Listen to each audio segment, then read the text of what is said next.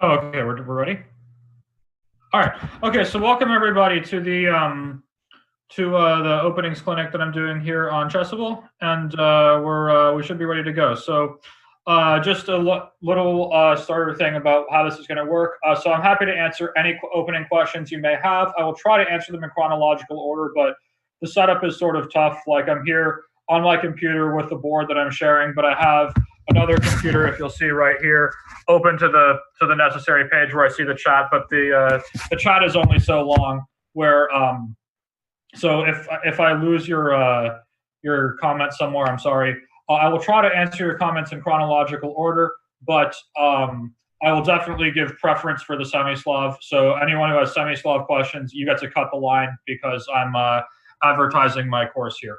So I'm going to start off with some questions that I got that Pascal had emailed me from the start. So let me pull those up. So here we go. So questions so far.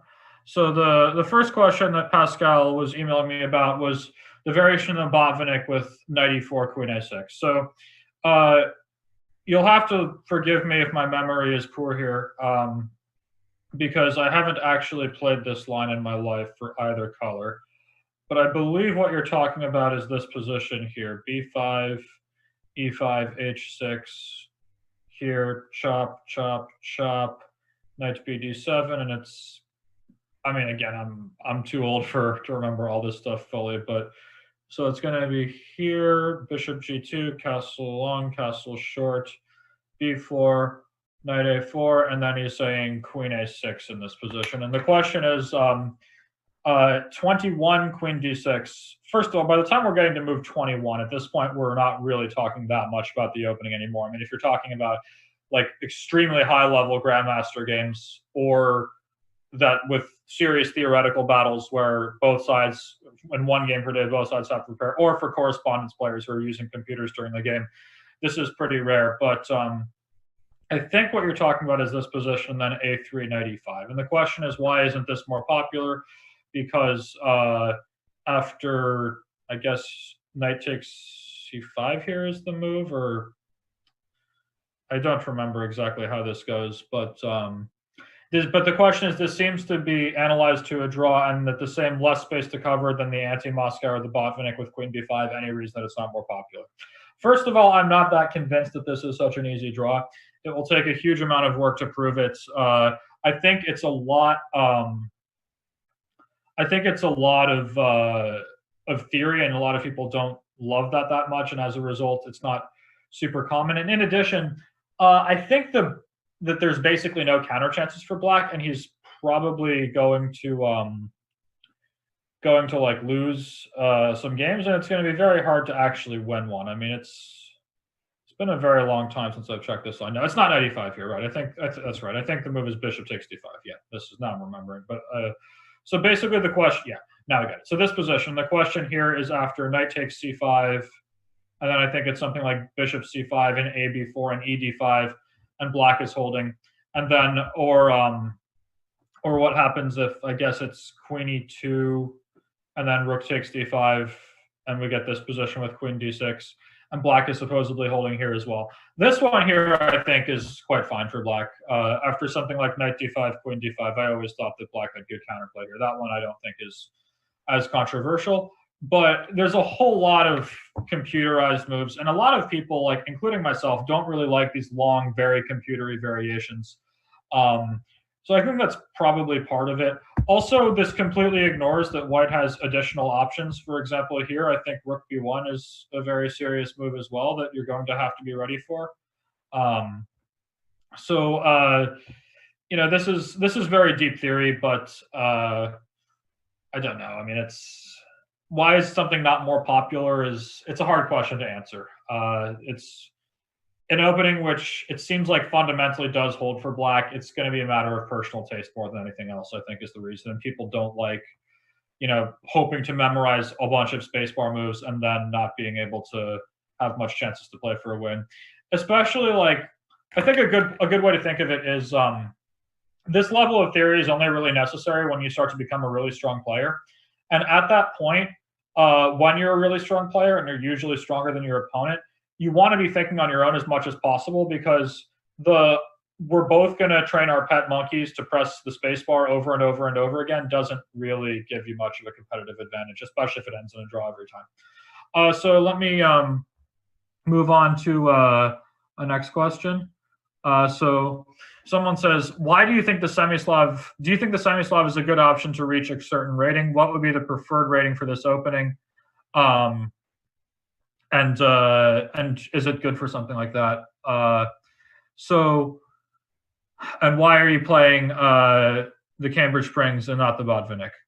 So there's a few points to that. First of all, the Semi-Slav is good for absolutely everybody. For the most basic beginners in chess, it shows the importance of keeping solid in the center and the importance of counterattacking good pieces. It's been the most common opening for Black over the course of chess history at high levels, and I think it's good for everybody. There's this common rationale that when you're that for lower rated players who are just getting started with chess, for example, that it's not particularly, the opening isn't particularly important. And while I think that's only half right, I don't think it's important to know your theory really well as a lower rated player, but I do think it's important to play a good variation, because what you really want to be doing is developing experience and understanding in the resulting middle games. And if you play some like random stupid sideline, and I know there are a lot of people out there who advocate playing these things as a guise of, avoid theory and get your opponents out of their comfort zone. Maybe to some point that will work, but at some point it clearly stops working. Now, the thing is, if you have ambitions to become like a really decent chess player, at some point you're going to reach a point where you can't get away with like a stupid line. Now, that might not be for a while, but when that time comes, you will have to change. And the last thing you want to do is reach a level where you can no longer get away with playing a bad opening because your opponents are good enough to punish you for it.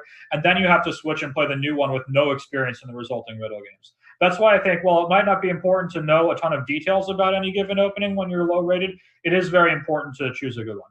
And finally, they were asking about my choice to play bishop g5. So in general, I tried to choose less forcing options whenever I could, just because nobody likes long forcing variations. Part of it is selfish, that I wanted my course to sell forever and make more royalties. And basically, I think the more forcing an opening you choose and the more forcing way you choose to play, the quicker any repertoire you publish is going to become obsolete, because computers, as they get stronger and stronger, they'll be more and more relevant. While for a line like the Cambridge Springs, human understanding matters quite a bit more. In addition, I would say I actually just like the Cambridge Springs. I think it's a good line. Black's under a lot less pressure, and it's definitely less forcing, which I certainly appreciate. It gives you more chance to play for a win by keeping an unbalanced position where it's not just about pressing the spacebar and where we have huge, long theoretical forced lines. This is, when I had to go for those in the course, I certainly did. But since I believed I had a viable other option, I chose that. And in addition, there's a practical point, which is that if you look at the Semi-Slav, which starts here after e6, white can also deviate before the Semi-Slav. Here, white has lots of options that lead to a quiet position, but anybody who plays bishop g5 against you clearly is looking to put a massive mess on the board.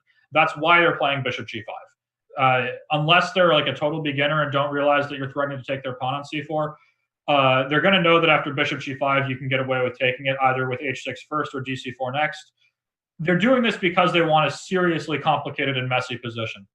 And when you play knight bd7, you largely take them out of their comfort zone. And as long as it equalizes, which I believe it does, I think that it's a good choice. So let's see. Another question. I'm a lifetime Caro-Kann player. Could the Semi-Slav be a good idea? I never played it. Yes, I think it absolutely is. It complements the Caro-Kann very nicely in a few ways. One is, if we're going to talk about various move orders, if white were to play c4 on move one, one thing that's very nice about the Semi-Slav is that it's very impervious to move order tricks. So, for example, if you played the Grunfeld, c4 is probably not a move you're really too happy to see, and you might have to learn e5 or c5 to get something different. But here after c6, which is the most consistent move with my repertoire to get to the Semi-Slav, white can play e4, which is something I will cover in the next course on versus c4, knight f3, things like that. And here you're forced into a Panov-Botvinnik attack. Now, I think that's not a particularly good line against the Caro-Kann, but if you already play the Caro-Kann, then this makes it a lot easier to add the Semi-Slav because this is less work that you have to do against c4 on move 1. So this is definitely helpful. And in general, the Caro-Kann is a very positional opening, while the Semi-Slav is a very dynamic one. And I think that the way you really become a good chess player is by playing a wide range of different kinds of positions. Because if you have holes in your understanding, if you can't play strategic chess, if you can't play tactical chess, this is not really where you want to be.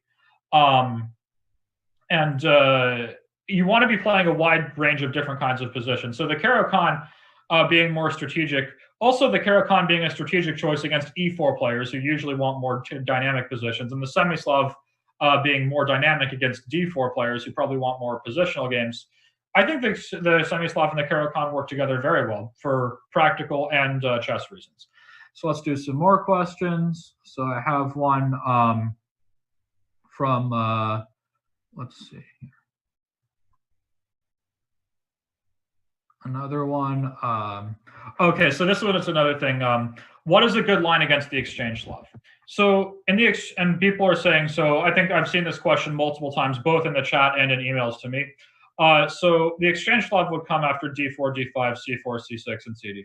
So first of all, the exchange Slav, I think, is much more about psychology than anything else. I think there's multiple good lines, but people are always saying, oh, it always seems to be a draw. Basically, what I think you need to do against the exchange Slav is accept you're going to get a boring position. But your goal should be to equalize with pieces on the board. Do not try to complicate the game too much. Do not try to make a huge mess right away or anything. It usually won't work for you. What you want to do is equalize with pieces on the board.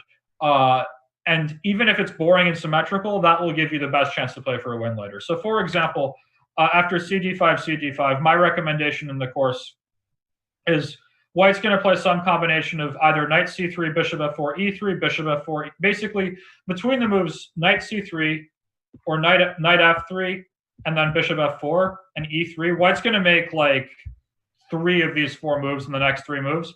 And against basically any choice white will make, doesn't really matter which one. I'm playing with a6. For example, here I like a6, which keeps a little bit more fight in the game. Another thing I would say is leave different pieces on the board. So for example, one thing I would advocate for black here is oftentimes with respect to the f1 and f8 bishops, both sides have to do something with them and white has to do something first. More often than not, I'm finding in my course, whatever white does with his bishop, I'm doing the opposite thing. If white trades his f1 bishop for my bishop on f5, I play bishop e7 and keep the dark squared bishops on the board. That way you can hope for a better bishop in the long run. If white plays bishop e2, I often will play bishop d6, trade the dark squared bishops, and black can look for direct counterplay with e5 later.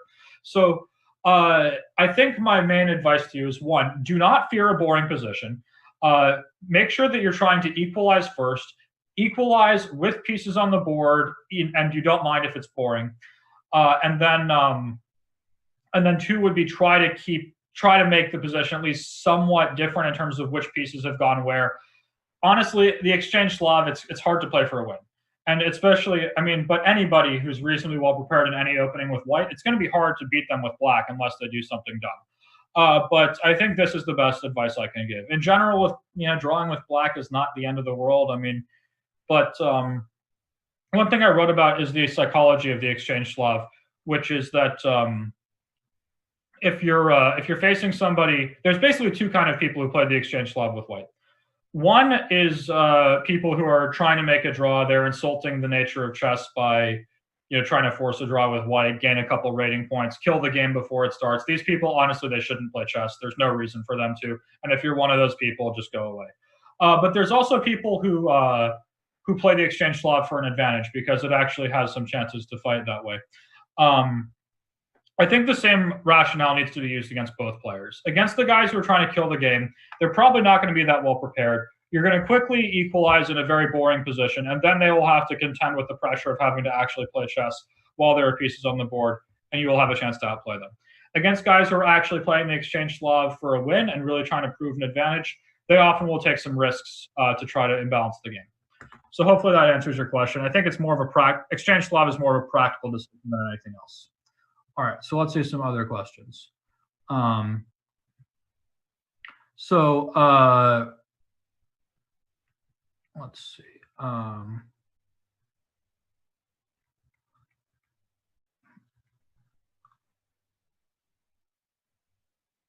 Okay, someone says exchange Slav. Why did I choose bishop f3 over knight a5? So that's this position here, I guess. E3, bishop g4, queen b3, bishop, and here I played bishop takes f3 instead of knight a5. I don't know. I think they're both totally fine. So if you would prefer knight a5, I think that's absolutely fine. Realistically, here after a6, e3 is not a very good move. This allows black to get bishop g4 in, which is a better square. It keeps more pieces on the board, and he doesn't particularly mind giving up the bishop pair. For example, after something like h3, chop chop, e6, and bishop d6 will follow. Black certainly is equalizing, and he's actually keeping some different pieces on the board, which is something he should be pretty happy about. But yeah, I doubt you will get this. And if after bishop g4, queen b3, if you would prefer to play knight a5 directly, then bishop takes f3, more power to you. Go right ahead. But I don't think there's that much of a difference. If you play knight a5 here, I guess maybe queen a4 check could be annoying because now, I don't know, maybe you can get away with b5. So this should be fine as well. This is not a very critical line for white. He can do much better than that. Let's see, any other questions? Let's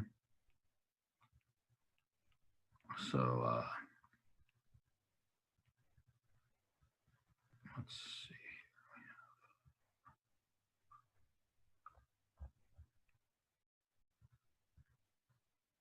Okay, adding to your discussion of the Caro-Kann, I like to exchange early on d4 against the London system and play either exchange Slav or exchange Caro-Kann. What do I think of this?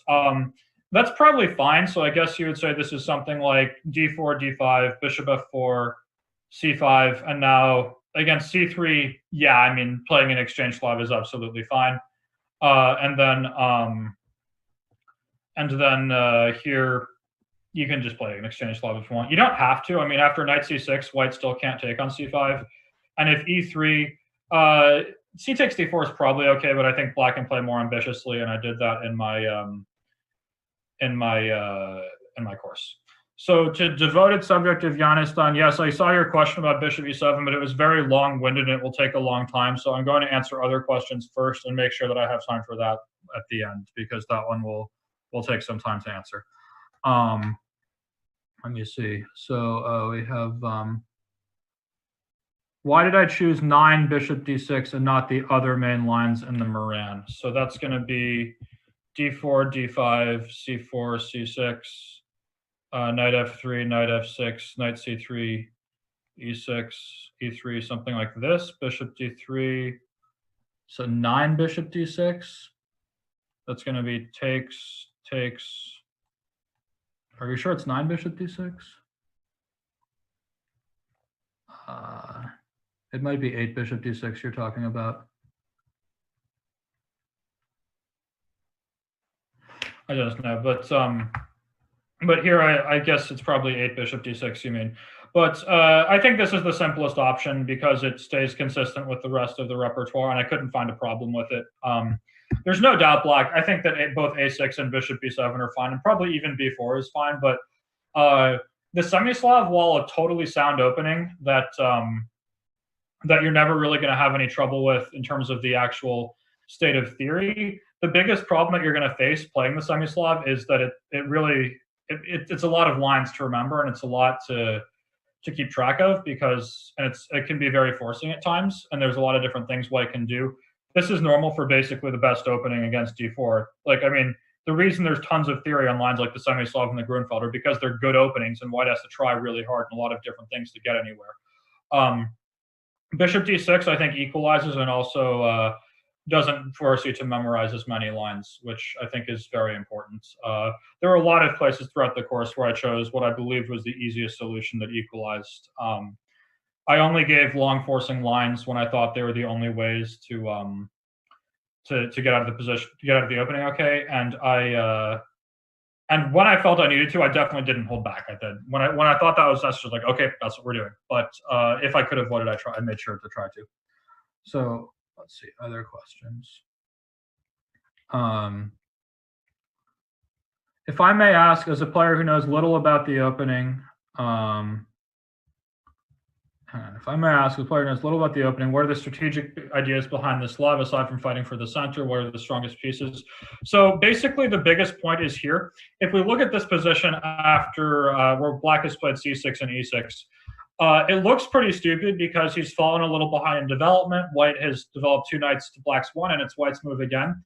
And black has blocked in both his bishop on c8 as well as his knight on b8. The point here is that you're going to force white to make a concession of some kind, because now, since you're ready to play d takes c4 next and then play b5 and bishop b4 as needed, at this point here, unlike basically at every single move up to this point, black could have taken on c4, and at no moment was he ever really going to hang on to the pawn.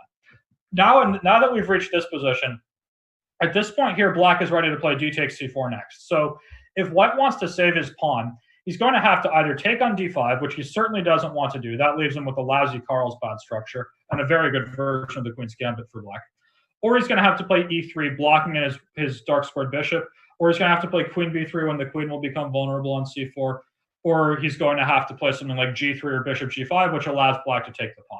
So basically here, the point is that we're sort of forcing, because we're now threatening to take on c4, it's very easy for white to stop himself from losing a pawn here, but he will have to make some kind of strategic concession as a result. And the Semi-Slav is also a very good choice because it's extremely solid. And basically, there's a lot of lines that might be okay, but white can put pressure on you without having to work that hard. And the Semi-Slav, because black's position makes perfect sense, his pieces have great squares, bishop d6, knight bd7, and whatnot, for example, in this position. White's going to have to work really hard to fight you for an opening advantage. While in a lot of other lines, like, for example, I got a question from somebody saying, should I switch from the Tarrasch to the Semi-Slav? So the Tarrasch would be something like e6 here, knight f3, and then c5. And while the Tarrasch, I don't know, Dubov has been making it work, and it's potentially something of a fight for equality. Here, the thing is, white doesn't have to do anything at all to put serious pressure on you. He can take on d5 and go g3. And at this point, all white has to do is complete his development without anything bad happening, and he's going to be better because of your isolated pawn. While in the Semi-Slav, white's going to have to do something pretty direct to cause you any kind of trouble at all, because your position is so solid and makes so much sense, and there's no weaknesses and no bad pieces. So hopefully that answers your question reasonably well. Can the Semi-Slav work with the Trompowsky? I mean, well, if you play the d4, d5 move order, white can't play the Trompowsky. White can't play the Trompowsky here. So it's, I don't know what that's about. He can try bishop g5, but I covered that in the course as well, and I don't think it's very good. So someone says, could you preview your c4 knight f3 course? Not yet, not really, unfortunately. That will be out soon enough. But so would you recommend the course for one knight f6 players? So it depends what you mean by one knight f6 players. So for example, if you play the King's Indian now and you want to keep playing the King's Indian for the rest of your life, then this course will probably not be that useful for you. I mean, hopefully it can teach you some interesting themes and ideas to know to improve your understanding, things like that, and whatnot. Or maybe if you're playing d4 from the white side and you will face the Semi-Slav, it's good to know what I have in mind so you can tailor your repertoire as such. But so if you're playing like the King's Indian or the Grunfeld, the only reason, realistically, the way this course would work for you is if you want to add it to your repertoire. But let's say you're something a little bit closer to me. Let's say you play the Semi-Slav, but you dislike my recommendations within the Exchange Slav or against the Averrock Slav with 4e3. So let's say after d4, d5, c4, c6, you don't want to see c takes d5, and you don't want to see e3 here, and these moves bother you. But you're happy to play the Semi-Slav proper, and you don't mind, say, playing the Catalan. So you go d4, knight f6, c4, e6, knight f3, d5, and then here you don't mind g3, which is obviously something I don't cover. And after knight c3, you can play c6. If you're someone like this, you won't get as much out of this course as you would if you're someone who's open to a d5 move order, but I still think it will be very useful. The Semi-Slav as a whole will be very useful for you, even if the sidelines that I covered will be different than the sidelines that you will generally face. In addition, I think that my line after, for example, or even if, let's say, you were not a Semi-Slav player at all, but instead were someone who played, like, I don't know, Queen's Gambit declined or Rogozin or something, and so after d4, knight f6, c4, e6, knight f3, d5, you would meet knight c3 with like bishop b4, or maybe the semi-tarrasch with c5 or something. Well, then your repertoire would coincide less with mine. For example, if white goes knight f3 and wants a London system, and now you're ready with d5, then my repertoire could all of a sudden be very useful for you again. So basically, the further you are away from my repertoire, the less useful it will be for you. If you copy my repertoire exactly, 100% of it will be useful for you. But there's also ways that you can have your own individualized things. If there's places you like my repertoire, you can stick with that. And if you dislike my repertoire, you can do something different. But you can, depending on how you play knight f6, this could be more or less useful for you, is I guess how I would say. But like, for example, I don't cover the Trompowsky. I mean, I gave a d5 move order. So if you want d4, knight f6 with the plan of transposing to the Semi-Slav, you're on your own for the Trompowsky. And there's nothing wrong with that. But it's just I chose the d5 move order because I believed it was less problematic to deal with the e3 Slav, the queen c2 Slav, and the exchange Slav than, say, the Catalan, the Carlsbad QGD, or the Trompowsky. But it just depends which sidelines you want to allow. So other questions. In the London system, you advise against the line with bishop f4, knight f6 because of this. So people are saying, okay, so d4. So people are saying that after d4, d5, in the London system here, I recommended c5 on move 2, which I thought was the most accurate move order. But it seems like people are saying that what if black plays knight f6, and then in this position after e3, c5, I wasn't convinced that black is equalizing. First of all, I should say that's not true. I do believe black equalizes in this variation here, and that's what I wrote in the course. But I also said that it's going to be a lot more work and effort to pull that off. And as a result, I think it's much cleaner to play c5 on the second move. Now, this should equalize, but I think it's more works. But I think the question people are asking is after dc5, e6, b4, I guess here people were giving bishop d7 on move 6, or let me see the exact move order that you want. E6, b4, a5, c3, and now bishop d7 instead of knight c6. To be honest, I just haven't checked that move. Maybe it's good, I don't know. Well, I don't want to sit here and pretend I know the answers to things I don't. So if you can make this work, more power to you. But I also think that, for example, if white doesn't play gc5 here, if he plays knight d2 or knight f3 or something, you probably should just transpose into my repertoire anyway. So I think with knight f6, you're only giving white an additional option. Now, if that extra option doesn't bother you, fine, but I don't see why we would give him the option in the first place. So I'm learning the Nimzo-Indian. How does the Semi-Slav complements? So basically, this is a good answer because after knight f6, c4, e6 here, what you could say is against knight c3, you'll play the Nimzo-Indian. Fine. And then against knight f3, what you can do, because here you can't play the Nimzo anymore, there's other options, but you could play d5 and meet knight c3 with c6. And at this point, you're in the Semi-Slav, and you can use my course as a reference point. But you're also not. But you're not going to be able to. You're not going to have to deal with, like, for example, the e3 Slav, and you'll transpose directly to the Semi-Slav. Instead, you'll have to deal with other sidelines. So, for example, you'll have to, in this position, deal with the Catalan. That's something that you don't have to deal with in my repertoire. Instead, in my repertoire, you have to deal with the exchange Slav.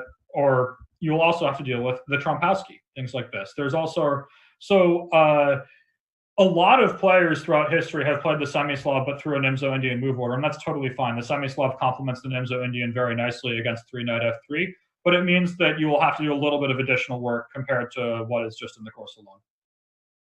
So what rating do you recommend for studying my repertoire? Every rating. I believe the Semi-Slav is the best opening in chess, and for black against d4, and I think that it's appropriate for everyone. Now, to what degree and how deeply you study it, you should, well, that's sort of up to you. And the better you are at chess, the more and the stronger opponents you're going to face, the deeper you're going to have to look.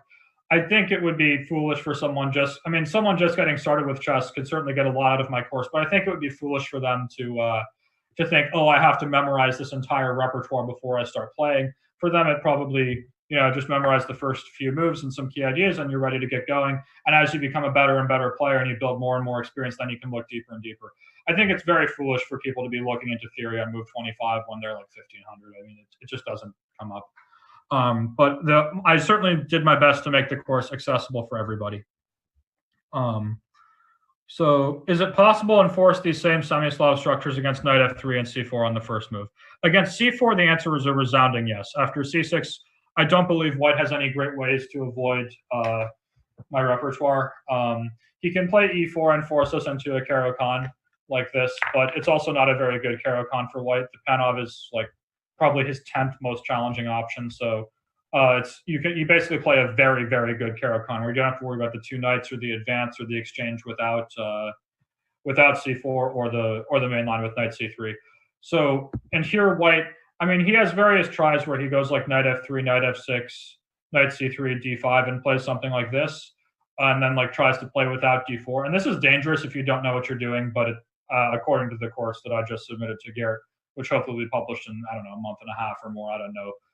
According to my analysis, black should be absolutely fine. So against c4, there's really not much. The semi-Slav works fantastically. The biggest problem move for semi-Slav players would be knight f3, mainly because throughout my semi-Slav course, after d4, d5, there's various moments when white can play g3. For example, he can play g3 here, or he can play g3 after knight c3, e6. Basically, I believe that if you play a semi-Slav structure against g3 with like something like this, if you play e6, I think you're basically getting a bad Catalan, and as a result, you're going to end up a little bit worse. So against all of the g3 systems, I think black should do one of two things. He should either take on c4 and get away with it, or he should develop his bishop outside the pawn chain. By opening with knight f3, d5, and then g3, here, sorry, not g4, here g3, at this point, you are not able to do either of these things because white has not yet committed to playing c4, so obviously d takes c4 won't happen. But at the same time, it's going to be much harder for you to develop this bishop outside the pawn chain to a nice square. For example, if we go like bishop g, let's say black goes knight f6, bishop g2, c6, castles, and bishop f5. If white were to play d4, this would transpose back to my repertoire and things would be going very nicely. But unfortunately, he doesn't have to. And after this move d3, there's like various things white can try that are very challenging for black. For example, if I recall, there's a line that goes e6, c4, bishop d6. And I think this position would be totally fine if white's pawn were back on d2.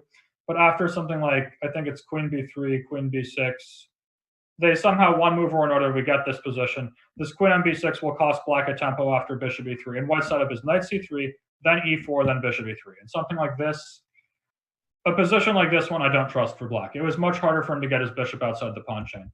So against knight f3, d5, because white is not yet committed to either d4 or c4, it's pretty hard to make the semi-Slav work. And here I ended up recommending the move g6, which is sort of like what we see after c4, c6, that it's forcing us to transpose into another opening. In that case, white can force us into a Panov, while here white can sort of force us into a Grunfeld. But at the same time, it's specifically a very remote sideline of that opening. And here, if white plays d4, he gets into a pretty lousy version of the Fianchetto Grunfeld for him, as I'll go over. So it's really more likely to end up in something else where white tries to avoid d4. But it's hopefully that answers your question to the best of my ability. So when we're analyzing it with an engine, at what depth do you stop it and trust it? Well, it depends on what you're trying to figure out. If you're analyzing your games and looking for spots where you missed a tactical resource and could have played better, you probably don't need that much depth. If you're someone who plays correspondence chess and basically is just playing with your computer against their computer, and it's the computer playing the game and you're guiding it as opposed to the other way around, you're going to want very, very serious depth. So it just depends a lot on what you're dealing with. So let's see. And yeah, so people who say analyze with two different engines, yeah, and comparing their lines, that's a good place to go. Often these engines will disagree. In general, if you have two different engines, like for example, Leela and Stockfish, which tend to evaluate very differently, if they're in disagreement and then you analyze until they agree, that usually is a pretty good way place to know when to stop. I mean, this is also very high level preparation we're talking about, but I mean, for me, I think it's more important to have all of your bases covered than everything covered really deeply. I mean, well, this Semi-Slav course, I think you'll get a lot of really good analysis in the Semi-Slav, including a few strong novelties. Probably for club players, the single most valuable thing here is I think I basically put every single sideline out of business with no questions asked. There's a lot of guys out there who recommend absolute nonsense, and people buy their stuff, and that baffles me. But if you don't know what to do against some of these lines, they can run you into trouble. And there's a common rationale among club players that I will only study I will play sidelines because everyone studies the main lines and I'll get them out of preparation. The main lines have been studied to death. Of course, this is nonsense because the sidelines have also been studied to death. When you play a sideline, you're backing on your opponent not knowing what to do, the same way you are in a main line. And basically, in my course, I know there's like a lot of books out there. Like, for example, one fantastic book is a couple fantastic books were Boris Avrich's Grunfeld Repertoire. But they started on like move 4 or something after c takes d5 or after knight c3 d5, and they ignored everything up to then. And that's not necessarily a problem. They're still very, very good books. They are on the Grunfeld. They are not on sidelines. But it was but oftentimes you'll find that a lot of club players want to play these sidelines, and I made sure to take them very, very seriously and try to cause them a huge amount of pain. So hopefully that will be very useful for you as well. Let's see some other questions. See, not so many more in the chat. Let's see in the email. What line against the perk is doing the best theoretically right now? Someone is asking that. That's, I don't know. Honestly, everything against the perk is pretty good. I think what I played against Nepomniachtchi is pretty convincing. So this was like knight c3 and then g6, and I think this line with bishop e3 and h3 is very good. This line that Anish is playing with like bishop e3, queen d2, knight f3, and castle long is also very good. The perk it's a good surprise weapon, but it's pretty lousy. So Chucky is the best, says, I don't like for black the positions after d takes c4 and b5 trying to clamp down on the pawn. Are such structures part of your Semi-Slav repertoire? Yes and no. So for example, in the proper, like, probably the most common lines you'll see that would be the Botvinnik or the Moscow, which I think are very dangerous for black. And after bishop g5, I'm recommending the Cambridge Springs with knight bd7, which is much more solid. But for example, here against g3, here if white is allowed to go bishop g2, castle, queen d3, and e4, I think he's going to be a bit better. So if you were to continue along with normal Semi-Slav development with something like this, in a position like this one, if white plays either knight d2 or queen d3 and is ready for e4 next, the position could be a bit dangerous for you. But here I think that black is, after g3, this is a moment, for example, where I want to play d takes c4. And if white lets me hang on to the pawn, then I'm happy to do it. So for example, after bishop g2, in this position I offered knight bd7, because if you play b5, this is probably fine for black, but after knight e5, it can get kind of dangerous. And this is probably the kind of position that you're not particularly keen on, where you keep the pawn, but you're falling behind on development, and white's making serious threats. But if you go knight bd7 first, then castle, and now b5, here white can't get knight e5 in, and black's position is still very solid, and there's no real weaknesses. It takes black like 3 moves to win this game. If he goes bishop e7, bishop b7, and castle, white can more or less resign. He is a pawn down for dead nothing. And the onus is on white to prove something. And it's not nearly as easy to do in a position like this one, where black, first of all, white hasn't gotten any e4 yet to take the center, and also black hasn't like hyperextended his kingside with h6, g5 the way he would in the Moscow. So, I mean, there's some further analysis here, but black's definitely fine. So, for example, here, after knight bd7, the reason that this move order was supposed to be quote-unquote inaccurate as compared to b5 is that after a4, now white can take your pawn. But here, this is a spot where I'm not going to hang on to the pawn, but instead white's going to have to spend a lot of time getting the c4 pawn back. He's going to end up playing something like bishop b4, castle, castle, queen c2, queen e7, and I'm not going to fight to get the pawn back. You can have it. But after something like knight a2, bishop d6 takes, and e5, when white's had to spend a lot of time and put his knight on the a2 square, and black is striking back in the center, I think it's totally acceptable. So do you think the Morra Gambit is viable at top level? Why do GMs decline it so often? Honestly, I think the biggest reason people decline it is because they're not necessarily prepared for it, and that the Alapin is absolutely fine for black and extremely easy. Again, this goes back to my theory, my philosophy on sidelines, that if I believe an easy solution exists, I want to offer it. So, for example, against the Morra, which for those who don't know, that's going to be e4, c5, d4, c4, c3. If black really knows what he's doing and has analyzed this very well, I think he's better after taking the pawn. I do think white is worse. But you have to know what you're doing. And if you haven't checked the Morra in like the last 5 years, it's much easier for you to play into an Alapin like this, where black is very fine very easily in multiple ways. And I don't know. I mean, I've never faced the Morra over the board. I definitely know there were a couple of games where I thought it might come and it didn't. And in those 2 games, one game I was planning on accepting it, and the other one I was much more worried about other things. So I just said, "Oh, if the Morra comes, I will play knight f6 and not even bother preparing it." But no, I don't really think it's viable at top level. I wouldn't recommend it. It also, specifically after e4, c5, I mean, the open Sicilian is the most beautifully complex middle game you'll ever see in all of chess. If you deprive yourself of the opportunity to play these positions, it's not even about getting an advantage out of the opening anymore. You're really ruining your chance to play interesting middle games and learning to play these really complicated and dynamic positions that you don't really get in any other lines. I mean, certainly not to the extent of the open Sicilian. All right, so what are your thoughts on the Dutch defense, particularly the Stonewall? It's not very good. I mean, d4, f5. I mean, playing e6 and d5. Basically, I think that there's 2 ways that the Stonewall can go horribly wrong for black. One is if white is able to get the move knight e5 in, and the other is if white is able to exchange dark squared bishops. And when you play a Dutch move order, white's going to pull that off. For example, like, it's been a long time since I've checked any specific lines here, but let's say we do something like this: bishop g2, d5. I think like this is sort of what a Stonewall would look like. Essentially here what's happened is black has made a bunch of weak dark squares, and he's falling a little behind in development, potentially opening his king, and he's sort of placing all of his eggs on the king side attack basket. A big part of that is contingent upon this bishop on d6 being a very good attacking piece. First of all, it's now neutralized by this pawn on g3, which shuts it down so effectively. Second, white is able to play bishop f4 later. And third, white can often plant a knight on e5.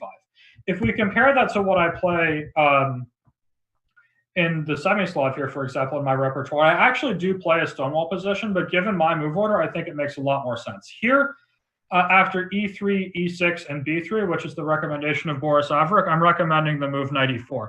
And here we're going to get a Stonewall position, but we're going to see 2 very relevant differences. One, white is committed to developing his bishop with e3 instead of g3, which means he will have a much harder time closing down the d6 to h2 diagonal, which black can use to attack.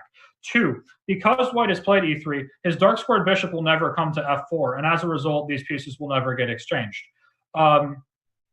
And 3, he's not going to be able to get knight e5 in. So, for example, one variation I could point out would be, let's say white were to play knight bd2, bishop d6, bishop b2, knight d7, bishop d3, f5, and castles here. In this position, let's say castle back.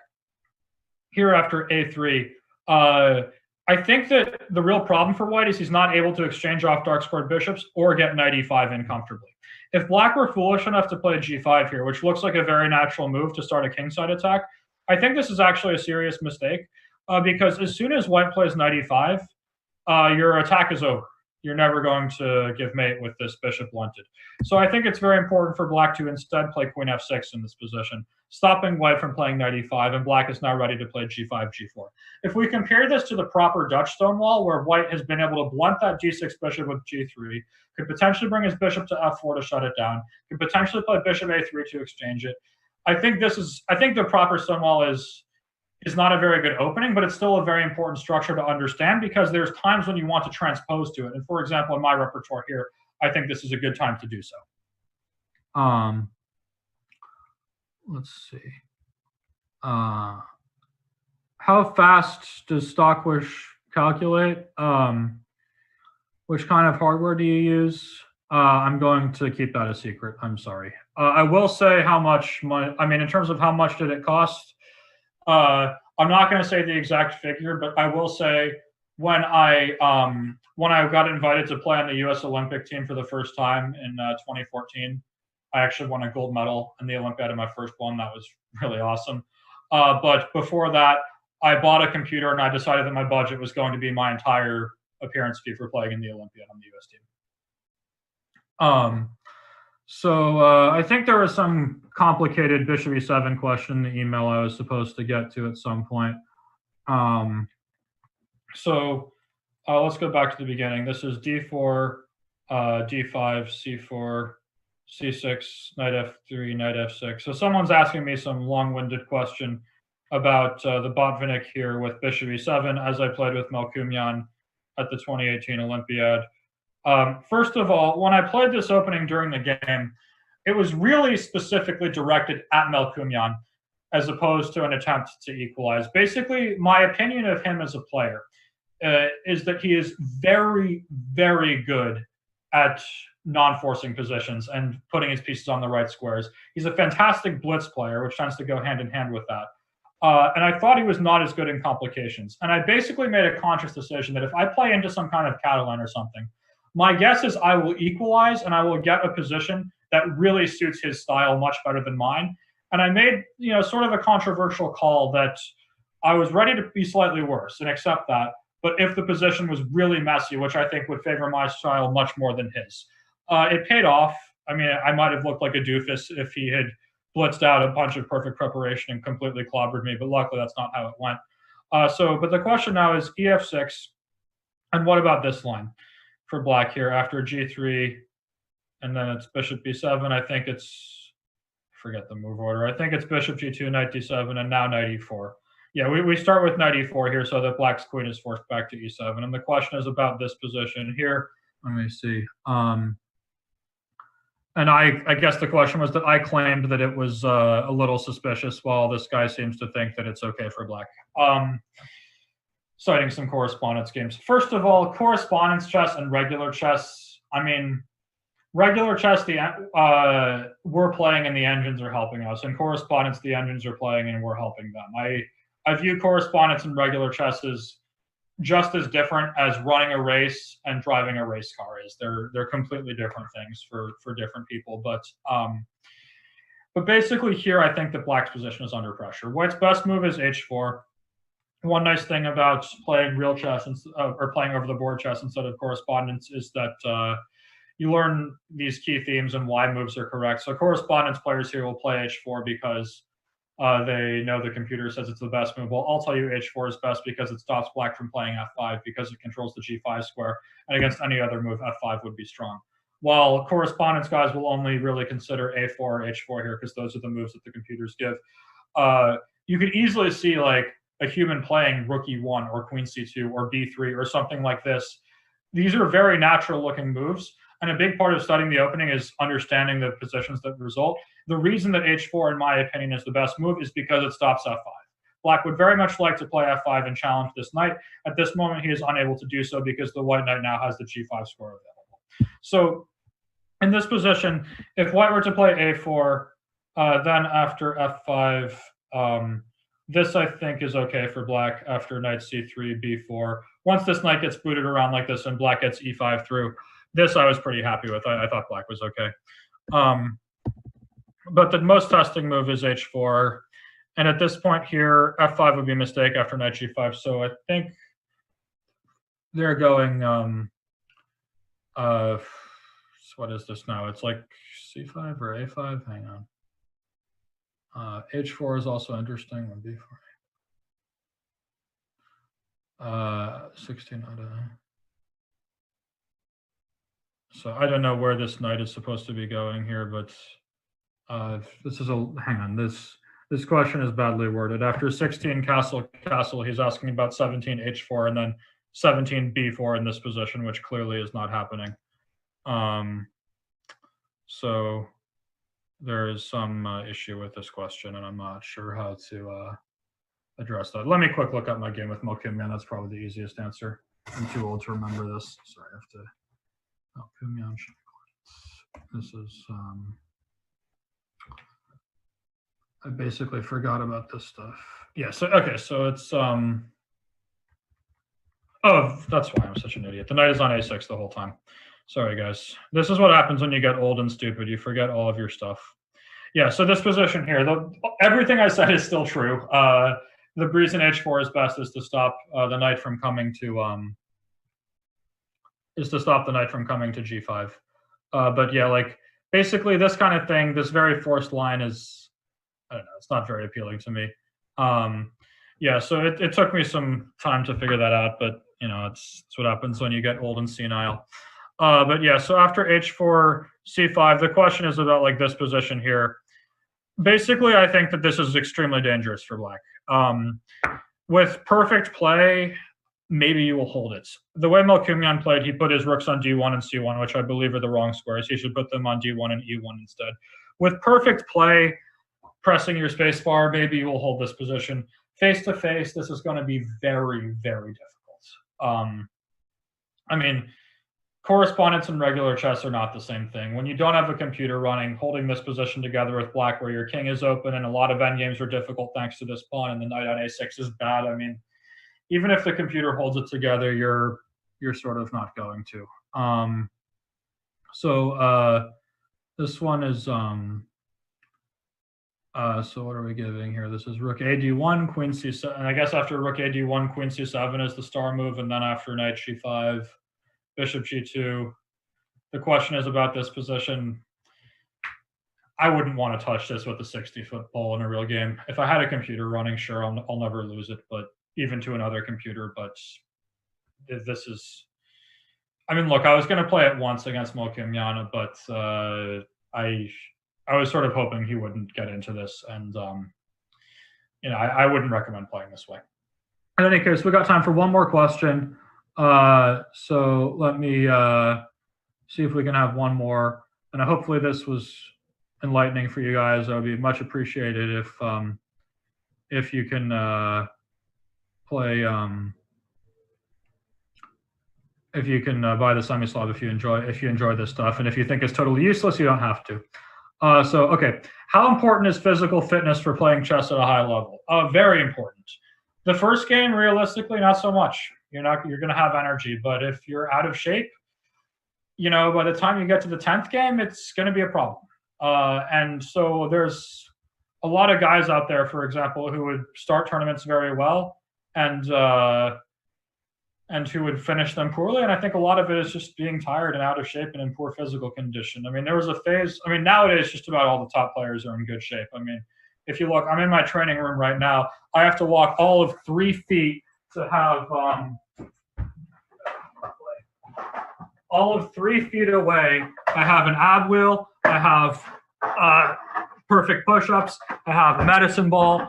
I'm making ample use of these now that COVID has kept me inside and my gym is closed. I make sure to run every day, but there is definitely I also have a weight vest that I can use when I run. So it's definitely a very important thing. I'm naturally not a fantastic athlete, but I've really made the best with my poor genes, and I'm actually very fit as a result. There was a phase when people didn't realize as seriously now as seriously as now that how important physical fitness is. And that was the phase when Magnus was like starting tournaments the same as everybody else and then killing everyone at the end because he understood it and they didn't. But, well, nowadays, almost all the top players are very fit. And I'm one of them. So, yeah. In any case, I think that'll do it for now. So the next thing that's going to happen is I'm going to play a banter blitz session that I hope all of you guys can stick around for.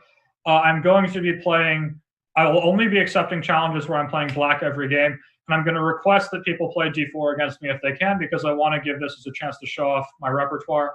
I'm not going to abort if you play something else. That's fine. I mean, I would prefer to play with people who play d4. In any case, I'm going to cut this here. Hopefully this was insightful, and I hope I convinced you guys to buy my course, and hopefully it helps you understand the Semi-Slav better. So I think we can end it here.